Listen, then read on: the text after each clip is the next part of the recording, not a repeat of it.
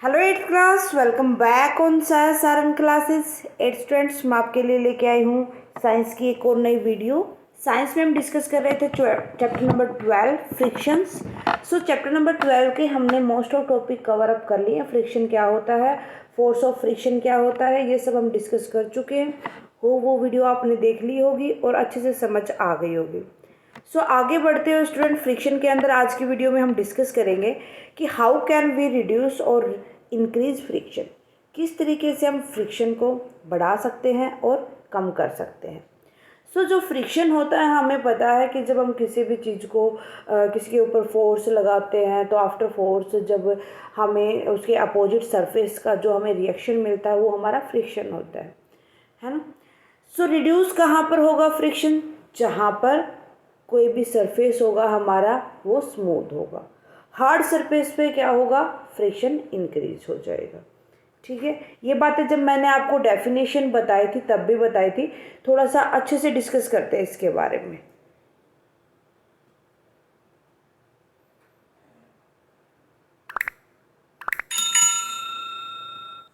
Okay, how can we reduce or increase friction? Increasing friction, friction को बढ़ाना है। Sometime we need to increase friction, कई बार हमें ज़रूरत होती है कि हमें फ्रिक्शन को इंक्रीज करना चाहिए।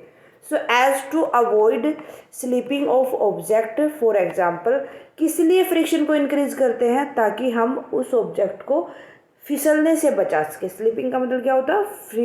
जो कोई भी चीज़ फिसलती है तो उसको हम बचा सके, तो हम क्या करते हैं उसके अंदर फ्रिक्शन को इंक्रीज कर देते हैं। ओके, एग्जाम्पल देखो इसके।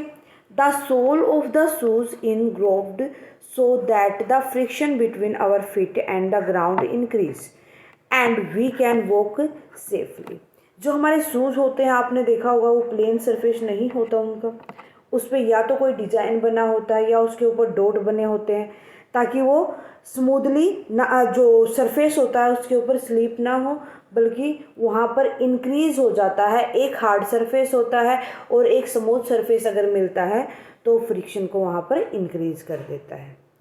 ठीक है, the tyre are trended so that they can has a better grip over the ground and allow the smooth movement of the vehicle। आपने देखा होगा कि जो व्हीकल के टायर होते हैं उनमें ऐसे कट लगे होते हैं, स्मूथ नहीं होते। कुछ टाइम अगर ज़्यादा हम अपनी व्हीकल को यूज़ करते हैं तो हम कहते हैं कि जो टायर होते हैं वो थोड़ा सा घिस जाते हैं, जो उनका गैप होता है उनके बीच में, जो उनके ऊपर डिज़ाइन बना होता है वो कम हो जाता है ना। फिर टायर को चेंज करवाया जाता है, इसी वजह से चेंज करवाया जाता है। वो थोड़ा सा स्लिप होने के उनके रिस्क रहते हैं। ठीक है, brake pad are use in bike to stop them suddenly from moving by increasing the amount of friction. आपने देखा होगा कि बाइक के में जितने भी उनके ऊपर ब्रेक लगे होते हैं, ब्रेक पैड लगे होते हैं, ताकि वो एकदम से जो स्लिपी होने से बचाने के लिए वो रोक सके। अगर वो पैड ना हो तो क्या होगा? ब्रेक एकदम से नहीं लगेंगे और स्लिप हो जाएगी हमारी बाइक अगर स्मूथ सरफेस है तो। ठीक है, इसीलिए यहाँ पर ये सारी चीज़ें यूज़ की जाती है ताकि फ्रिक्शन को इंक्रीज किया जा सके। कबड्डी प्लेयर रब their hands with soil which help in increasing the friction between the hand and allow them to have an easy grip of the opponent। कहते हैं कि जो आपने देखा होगा, कहते क्या है कि जो आपने कबड्डी के प्लेयर देखे होंगे, पहले क्या करते हैं, मिट्टी उठाते हैं, अपने हैंड्स को रब करते हैं। उससे क्या होगा? इंक्रीज होगा उनके, जो अगर ऑयल वगैरह लगा होगा हैंड्स पे, फ्रिक्शन इंक्रीज होगा ताकि वो अपने अपोनेंट को जब पकड़े तो उनके ऊपर ग्रिप उनकी अच्छी बन सके, इजीली उनको पकड़ सके, उन पर अपनी होल्ड बना सके, वो छूटे ना उनसे। इसीलिए वो मिट्टी में अपने हैंड्स को रब करते हैं। Okay, gymnasts also apply a coarse substance so that they can have a better grip due to the increase friction in their hand. जितने भी जिमनास्ट होते हैं वो भी अपने हैंड्स को ऐसे या तो रब वगैरह करके चलते हैं या कुछ ऐसा सब्सटेंस यूज़ करते हैं जिनके हाथ जो वो एक्सरसाइज वगैरह करते हैं तो उनके हाथ फिसले ना, स्लिप ना हो, इस वजह से वहाँ पर, ताकि फ्रिक्शन इंक्रीज हो सके। ओके, देखो शूज़ का जो मैंने आपको एग्जांपल बताया था, ये पैटर्न होता है ना, ताकि ये स्लिप ना करें, यहाँ पर ये फ्रिक्शन इंक्रीज किया जा सके। इसीलिए जितने भी टायर वगैरह होते हैं उनके ऊपर भी आपने या तो इस तरीके से डिज़ाइन देखे होंगे या ऐसे भी टायर पे डिज़ाइन बने होते हैं, फिर ऐसे बीच में गैप बना होता है, वो फ्रिक्शन इंक्रीज करने के लिए ही बना होता है। समझ आ गया? सो अब देखो, ये तो इंक्रीज करने की बात थी। अब हमें जो फ्रिक्शन है उसको कम करना है, रिड्यूस करना है। कई बार हमें क्या करना होता है, ऑब्जेक्ट की मूवमेंट करवानी होती है स्मूथली, तो उसके लिए हम फ्रिक्शन की कम करने की ज़रूरत होती है। एग्जाम्पल देखो, जब हम कैरम बोर्ड खेलते हैं तो हम उसके ऊपर पाउडर डालते हैं ताकि जो हमारी गोटी होती है वो अच्छी स्मूथली, अगर हम उनको खेलेंगे तो वो स्मूथली वहाँ पर फ्लो कर सके, है ना। थोड़ा सा उसको स्मूथ बनाते हैं सरफेस को, तो वहाँ पर हम क्या करते हैं, वो पाउडर डाल के रिड्यूस करते हैं friction. The powder is sprinkled over the carrom board to decrease the friction between the board surface and the sticker. जो स्टिकर होता है और जो हमारा सरफेस होता है कैरम बोर्ड का, वो थोड़ा सा स्मूथ हो जाता है, चिकनापन उसके अंदर आ जाता है, ताकि जो हमारा स्टिकर होता है वो स्मूथली मूव कर सके one place to another place. In this way the surface of the carrom board become smooth. जो कैरम बोर्ड होता है वो थोड़ा स्मूथ हो जाता है। इसी तरीके से grease in use bicycle and other motor and different part of machine to reduce friction and increase their efficiency. ये कहते हैं कि जो ग्रीस हम बाईसाइकिल वगैरह में लगाते हैं, किसी भी मोटर बाइक वगैरह में, या कोई भी मशीन वगैरह होती है, जैसे हमारे फ़ैन वगैरह होते हैं, वो भी फ्रिक्शन को कम करने के लिए लगाया जाता है ताकि वो स्मूथली मूव कर सके। ठीक है, वो रुके ना। ओके, सो नेक्स्ट है oil is apply on the हिंग्स of the door so that they can move easily. जो हमारे डोर्स होते हैं, आपने देखा होगा कि उनके हिंग्स में हम बार बार ऑयल वगैरह लगाते हैं।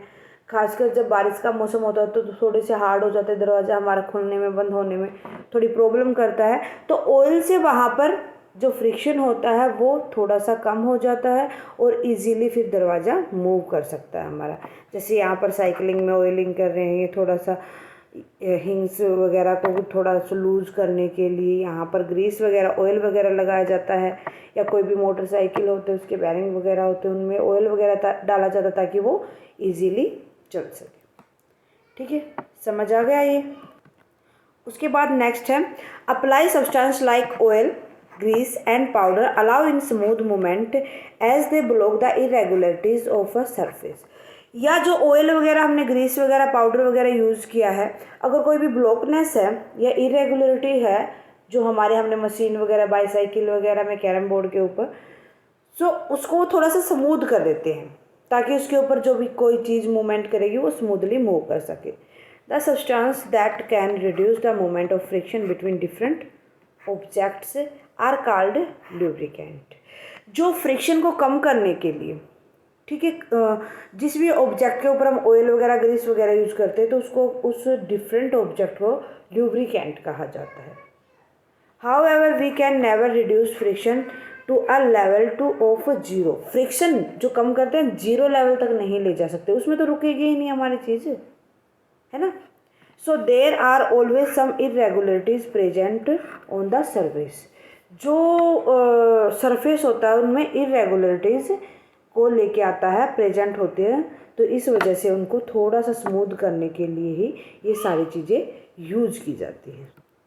सो समझ आ गया कि भाई हम क्यों तो इंक्रीज़ करते हैं फ्रिक्शन को, क्यों हम उसको कम करते हैं, कहाँ कहाँ पर हमें इंक्रीज़ करने की नीड होती है, कहाँ कहाँ पर हमें डिक्रीज़ करने की नीड होती है। सो आज के लिए मेरे ख्याल से काफ़ी है स्टूडेंट। नेक्स्ट वीडियो में हम नेक्स्ट टॉपिक को डिस्कस कर लेंगे। आज की वीडियो में कोई भी डाउट रहता मुझे कमेंट सेक्शन में लिख दे, साथ के साथ कमेंट करके बताएं वीडियो कैसी लगी। अच्छी लगे तो प्लीज़ लाइक और अदर स्टूडेंट के साथ शेयर करना ना भूलें। अगर आप चैनल पर नए हैं तो फटाफट से साया सारन क्लासेस को सब्सक्राइब कर लें, बेल आइकन को दबा लें ताकि आने वाली वीडियो की नोटिफिकेशन आपको मिल सके। Thank you very much student, bye bye and take care.